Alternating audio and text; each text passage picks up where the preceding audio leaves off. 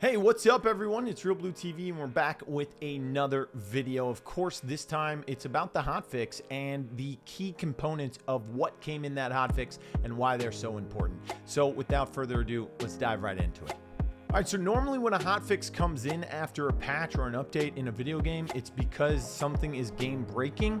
And the reason why it has to be absolutely game breaking or a big enough patch to push through, right? It can't just be super small.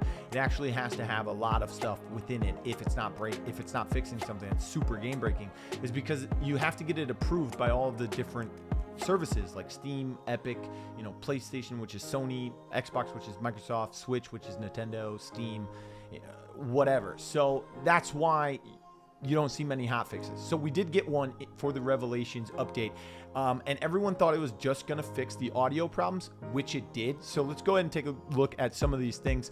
The daily contracts that require purchases from your rogues in-game shop have been fixed. Strikeout rounds should no longer be ending without a proper overtime phase. Custom games should be able to once again launch with a spectator in the lobby. Several rogues mastery skin texture have been fixed. And then the two most important things were suppressed audio bugs should be fixed in all maps. Will this fix the doors being super quiet like on Favelas, on B-Site, or maybe even the door that leads to Short on Hollows? Who knows? And then the other thing that's most important, and the last one in this list, is players can no longer undo purchases from previous rounds. I actually started to like this because it created so many different strats and strategies, and the other team just might not know what is happening or what to expect going from round to round. For instance, round one, if I played Vi, I can buy an Incen. Even if I don't get a knock or anything like that, the other team usually would say, hey, the Vi has an Incen. We have to be wary of that. We can't just push in. We don't have a Scorch to plant within that fire. But I could have sold that back in round two and gotten a primary weapon, or maybe I went for perks, or maybe even tear gas to kind of just mix it up. I really like that, and I thought it should have been added into the base game. All right, the other massive thing was for Sabotage. It was an LTM over the weekend, but I guess my video kind of made a point across, right? I doubt it. But anyways, they're changing the respawn time from 8 to 10 seconds. They're removing the respawn tickets, which is a great and fantastic idea. And because of that, you actually have to play the objective by planting the bomb and can't just sit and camp with it, right?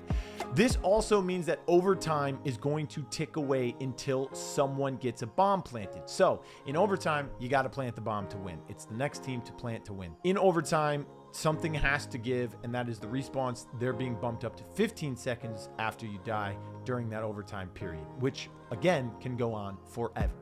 All right, so they also made some changes, balance changes, of course, to some rogues, those being Fixer and Sigrid. Both of their ultimates got touched. The thermal vision for Fixer is getting reduced from, I think 60 it was, to 45 now. So you're gonna have thermal visions being popped a lot more often, especially during demolition rounds, so that it's more in line with that cluster smoke. So before you could get 2 guaranteed and possibly even 3 ultimates per demo round with Fixer. Now you'll definitely be able to get 3, especially since they are taking the legendary Gunsmith and replacing it with a legendary Energizer. He'll still have Gadgeteer, and he'll become even more deadly. With Sigrid, what they did was they increased the cooldown of the ballistic shield, or her giant riot shield that she can walk around with.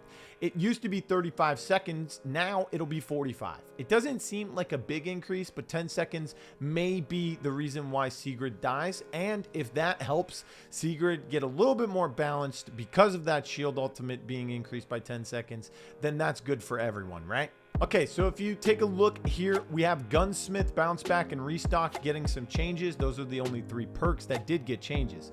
So let's start with Restock first. The price decreased from 15,000 to 12,000. Might not be that big of a deal in demolition.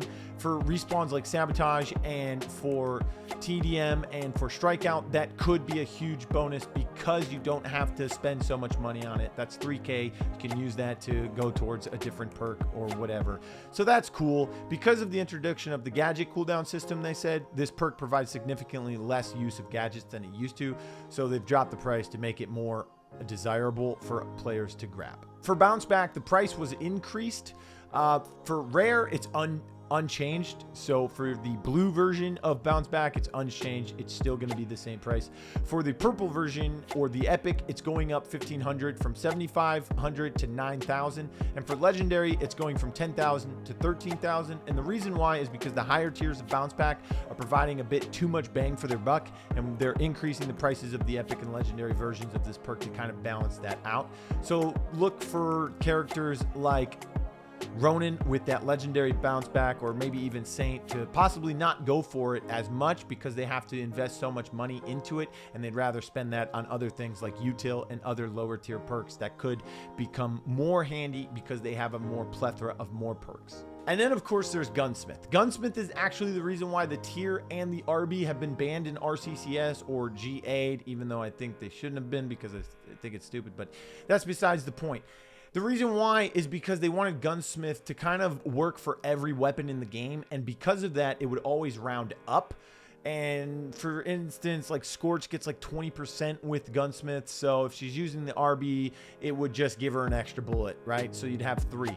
Now it won't do that because it'll always round down. 20% of 2, which is how much the tier and RB have in their clips, is 0.2, and that will round back down to 2. So buying Gunsmith will just affect their weapon fall off damage and not affect the actual amount of bullets that they can hold in that gun. So the tier and the RB should be back in play for the RCCS, and it should be a little bit easier for everyone else going up against those in casuals. And last but not least, we have some gadgets that are getting changed. Actually, all of them. The prices, of course. For all your lethal gadgets like Semtex, Bounce Nades, Frag, C4s, Incense, Impact Grenade, and your Trip Mines, the level 1 upgrade price is being reduced to $5,000, and so is that level 2 upgrade as well. So they're still going to cost $5,000 to get them originally, and then of course they'll cost $5,000 to upgrade them either once or twice each, instead of that $6,500. And then your utility gadgets like flashbang smokes, cluster smokes, adrenaline shots, APSs, reflectors, and your pop smokes are all going down to $4,000, and that includes their base cost. So they're going back to what they originally used to be.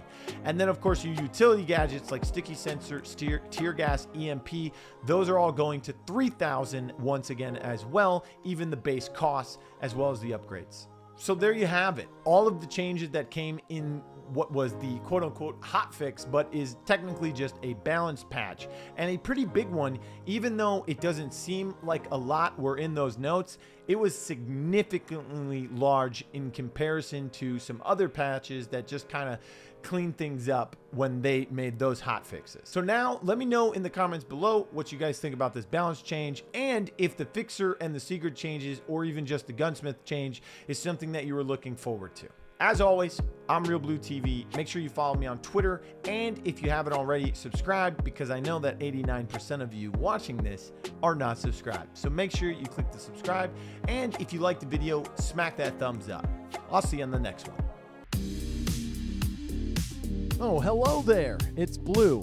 I'm a terrible dancer, so ignore that version of me on the screen and listen to my voice when I say thank you for watching my video. I hope you enjoyed it. Make sure you like, share, subscribe, and of course, click on another video of mine. I heard you'll like those over there. They're pretty good.